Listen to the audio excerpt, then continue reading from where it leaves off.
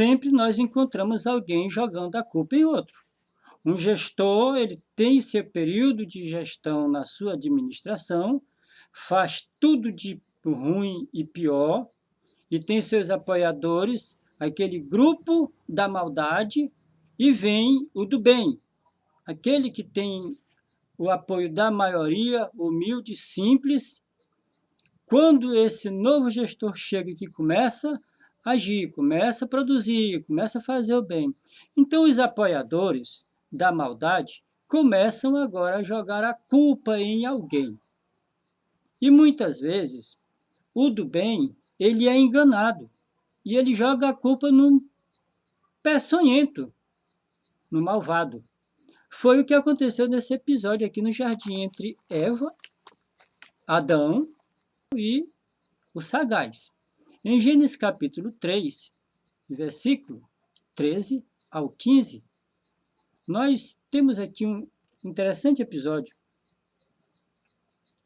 Adonai, o Senhor Deus, disse à mulher: o que fizeste? E a mulher respondeu: a serpente me enganou. Então, Adonai, nosso Deus, o Senhor, dirigiu a palavra à serpente: porquanto fizeste isto, maldito és mais que todos os animais do campo. Lógico que o Senhor não estava falando a uma cobra. Estava falando a criatura, o enganador, aquele que outrora foi parte do conselho celestial, parte do conselho dos co-criadores, criadores que muito faz questão de colocar. A mulher, quando acusou, ela acusou com razão. Ela estava na posição de dizer que foi enganada, mas ela foi enganada consciente, porque antes o Criador já tinha falado que não comesse, não se aproximasse, manter-se distante. É igual a mãe: meu filho, não faz isso, meu filho, não pegue nisso aí, cuidado que isso aqui dá choque, meu filho, não fica perto do fogão que a panela está quente, dá fé o grito. Já foi. Aí aconteceu o pior. Dentro dessa situação, o Senhor determinou a sentença: porque este te ferirá a cabeça e este te ferirá o calcanhar, ou seja, a descendência. Ali veio a primeira palavra, o primeiro apocalipse lançado para a história humana pelo próprio Deus e eterno Criador. A promessa da redenção, mas também, antes que essa redenção acontecesse, muitas águas rolariam de ladeira abaixo. É bom, louvado seja, porque daquele momento em diante a humanidade estava sempre ansiosa esperando o Redentor. Todavia, até chegar o Redentor, levou muitos milênios.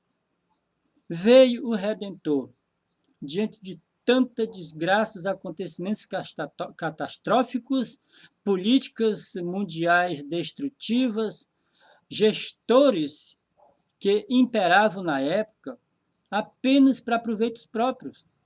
Os seus dominados, os seus subordinados sofriam, nações foram destruídas, outras nações posteriormente foram reerguidas, mas ali estava a promessa de uma redenção final. Então nós observamos que diante dessa situação veio um homem, um justo homem de Deus. E diz a palavra em Bereshit, Gênesis capítulo 6, que o versículo 13 e 14, que nos diz assim: veja esse texto como ele é muito importante. Começar 13. Deus Adonai disse a Noé, em hebraico: em suas gerações, Noé era um homem justo, sincero, honesto, que se dedicava a Deus. Noé era pai de 3 filhos e ele se encontrava em uma batalha do cotidiano trabalhando. Ele era um homem de bem, de grandes propriedades, ele era herdeiro de linhagens. E Noé estava trabalhando no campo quando teve uma visão de Deus. Como todos, você vai observar em toda a Escritura Sagrada que o Senhor, quando ele chama alguém, ele não chama o cara que está dormindo. Ah, o sujeito está lá, o dia está frio, vou ficar embolado aqui na rede ou na cama. Ah, porque o calo seco está doendo, torceu o tornozelo, estou com dor na costa. Gente, para honra e glória do Senhor nosso Deus, todos os dias, sagradamente, eu estou acordado a partir das 4h30, 5 da manhã. E vou dormir geralmente tarde. Eu, meu filho trabalhando aqui, produzindo vídeos, nossos afazeres para nosso sustento. E não era diferente daqueles homens. Noé, Abraão, Isaac, Jacó, Moisés, José, quem mais? Isaías, Jeremias, Ezequiel, Daniel, enfim, você vai ver que todos esses homens eles estavam trabalhando uma grande revelação do Senhor a Daniel, um dos principais apocalipses de Daniel, como as pessoas fazem questão de dizer, pronunciar a palavra apocalipse, aquela profecia reveladora, se deu em meio a um fronte ali às margens do rio Eufrates. Daniel estava vários e vários dias orando, de jejum, os soldados preparados para enfrentar os exércitos que iriam posteriormente destruir Babilônia, não foi naquele momento, e Daniel estava ali acompanhando aquelas tropas. Estava no campo de batalha trabalhando. Então teve uma visão de Deus. E a mesma coisa você vê aqui, Noé estava no seu campo de batalha trabalhando e, no dado momento, provavelmente ele tirou para orar, para se dedicar ao momento a Deus, quando o Senhor se manifestou, ele dizendo que iria destruir toda a carne na face da terra por causa da maldade, da perversão do ser humano. Nós também podemos observar em o livro de Malaquias, em que passagem interessante essa, como Deus trata das coisas, como ele trata tão positivamente essa situação. Em Malaquias, o Senhor ele fala que aquele dia do Senhor que está para vir, Malaquias capítulo 4, na Bíblia convencional, na Bíblia hebraica, ela só tem 3 capítulos e vai até 26 versículos. Mas aqui, a partir do 22, 23, diz que ele vai fazer descer fogo ardente naqueles dias que está para vir e consumirá toda a relva, dos galhos à raiz. Não sobrará nem galho e nem raiz. É o texto sagrado aqui nessa palavra do Senhor. Mas para os que lhe obedecem, para aqueles que honram o seu precioso e glorioso nome, os eleitos, seus filhos, aqueles que chegaram a ele através de Jesus, porque Jesus Cristo falou, ninguém vem ao Pai a não ser por mim, para esses virá o sol da justiça, trazendo em seus mantos, em suas asas de glória e luz, a justiça, a paz, a redenção, a salvação, o amparo, e serão felizes. Assim como o bezerro, ele sai no campo da estribaria, sai pulando e saltando e se alimentando e correndo em torno da manada, ou da sua mãe, ou dos bezerros da sua propriedade, assim também serão os dias de glória para os fiéis. O Senhor resgata. A palavra diz que o Senhor resgata o seu povo, não perecerá o pequeno de Jacó. É que diz-nos a palavra do Senhor. O bichinho de Israel, nós, os pequeninos. Bom, esse Apocalipse aqui de Malaquias, ele não deixa dúvida, porque virá, e a continuação diz que nós, os justos, vamos pisar na cinza do que sobrou dos perversos, ou seja, foi tudo aniquilado. Nós vamos agora pisar suavemente na terra já purificada, somente para os eleitos. Certa ocasião, um certo oficial chegou à minha pessoa e perguntou, mestre, eu quero lhe fazer uma pergunta, eu quero que o senhor seja sincero comigo, porque eu tenho respeito pela sua reputação. Eu sei que o senhor fala a verdade e não omite nada. Ele pode falar. Era um evento que meu filho realizava em um shopping na nossa cidade. E ele disse, não é porque ele lá sentiu o desejo de ter um diálogo com o maligno, que muitos acham que é benfeitor. Mas para que isso? Não, porque eu vivo bem, mas a gente sempre quer viver melhor. Quero uma oportunidade de conversar, de me expor. Você quer fazer um pacto? Não, não é fazer pacto. A partir do momento que você tem contato, se você não estiver na glória de Deus, você está nas trevas. Então não há negócio. E ele perguntou que vantagem. Eu falei nenhuma. Porque se ele aceitasse um acordo, por exemplo, ele entregaria a alma dele ao opositor, se daria bem, teria sucesso nos seus objetivos e, posteriormente, quando ele fosse, ou o mundo fosse julgado, se ele alcançaria uma boa posição ao lado do ser. Eu falei, não é isso que diz a palavra do Eterno Pai Celestial. São mais de 3, 4 bilhões, milhões de palavras e frases na Escritura Sagrada. Então aquele rapaz ele ficou muito decepcionado, porque quando ele descobriu que para Satanás não existe negociação, ele é único, ele é total, ele é absoluto, como certos gestores que acham que vão esmagar a nação que trabalha, ou que trabalhou, que pegou, fez tudo o que era de desagradável aos olhos de Deus, e vai ficar impune.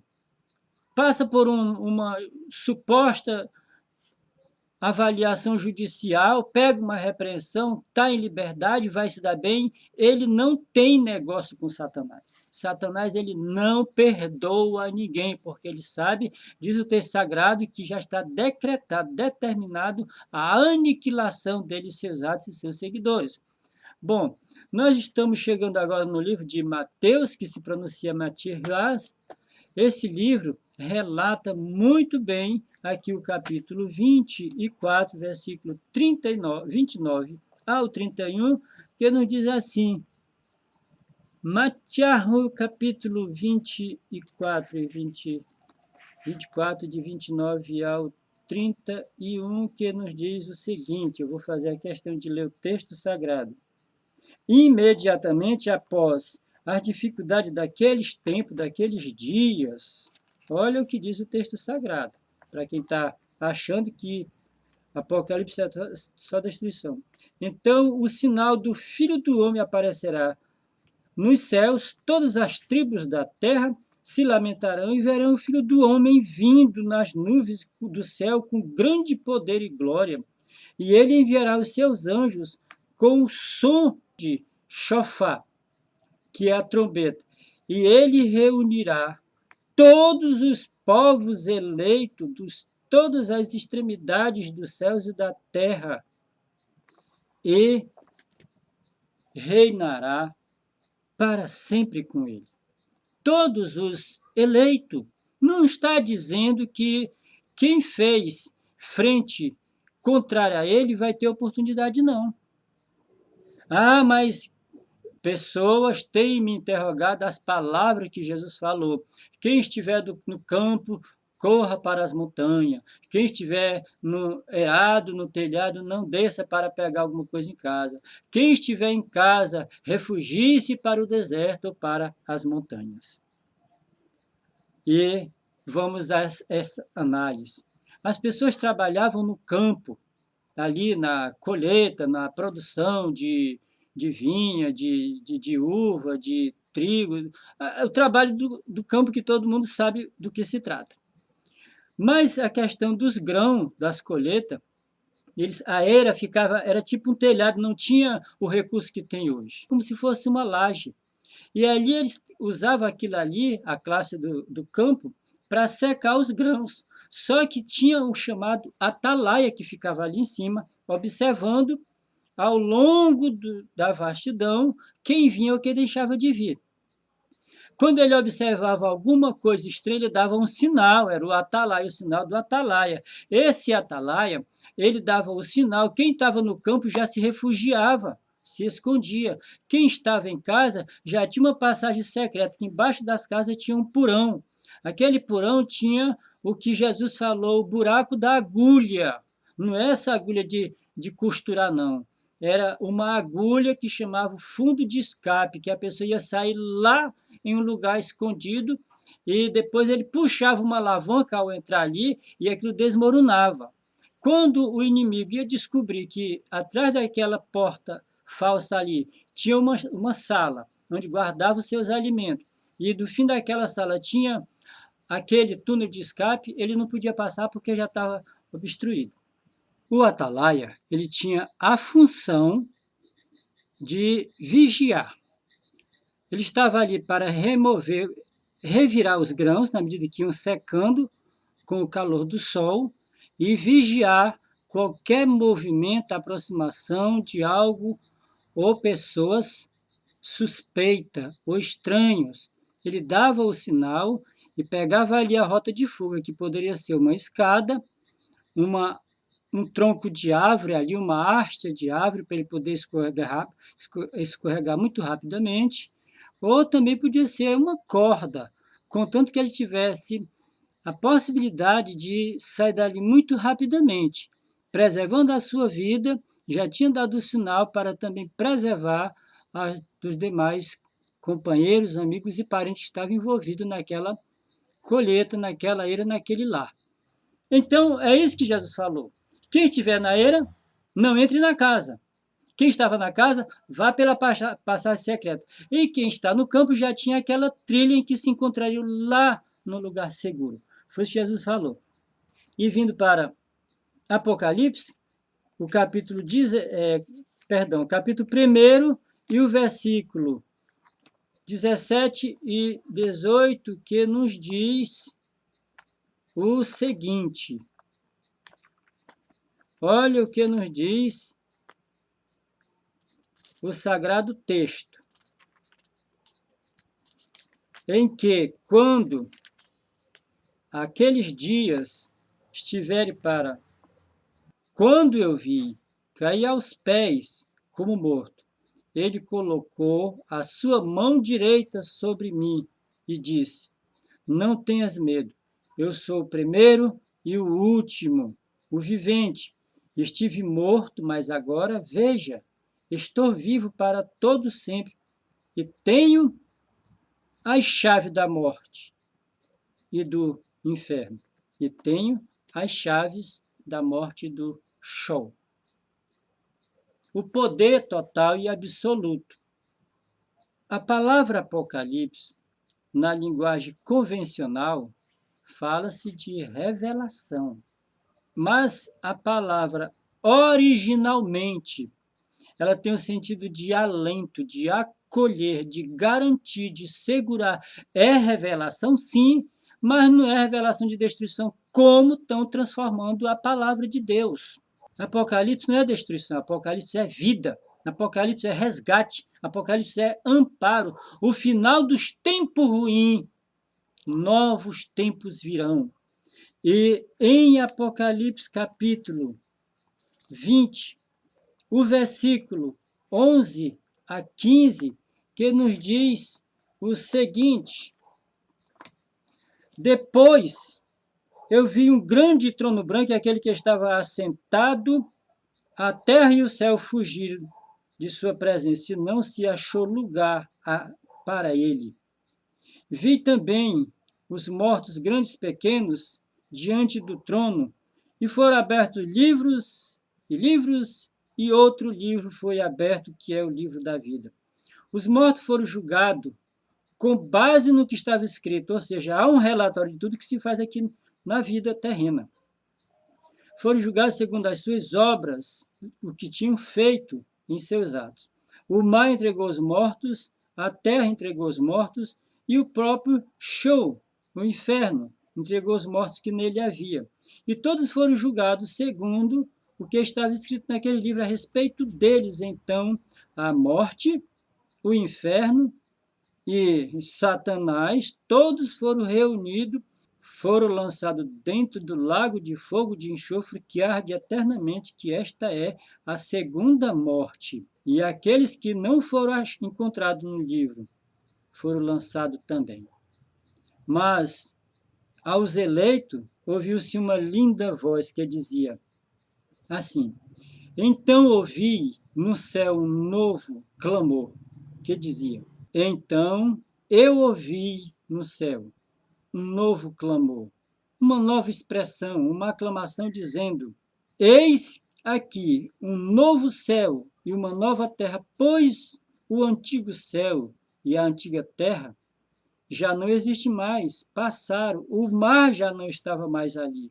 Também vi a cidade sagrada, a nova Jerusalém, a nova Jerusalém, descendo do céu, das dimensões superiores, da parte de Adonai, o Senhor nosso Deus, preparada como uma noiva, lindamente vestida para encontrar o seu marido. Eu ouvi uma forte voz vinda do trono dizer: veja, Shekinah de Deus, a sagrada luz do trono de Deus está na humanidade, e ele viverá com os homens, com todos os seus eleitos, eles serão seu povo, e ele próprio é seu Deus, e eternamente viverão.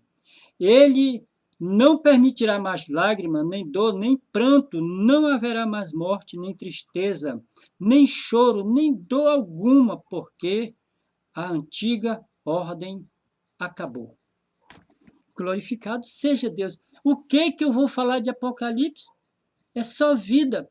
Ah, mas está acontecendo um negócio aí, não sei o que, veio um vírus lá dos infernos. Eu estou lá ligando para vírus. Eu estou imunizado porque em meu ser, o meu corpo, ele é consagrado, ele é templo do Espírito Santo.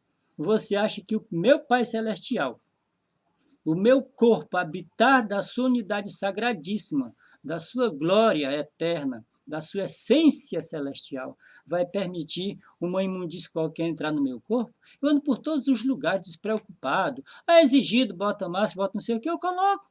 É a lei deles que manda. Mas todos eles perecerão, mas nós, diz o texto sagrado, que viveremos, resplandeceremos para sempre.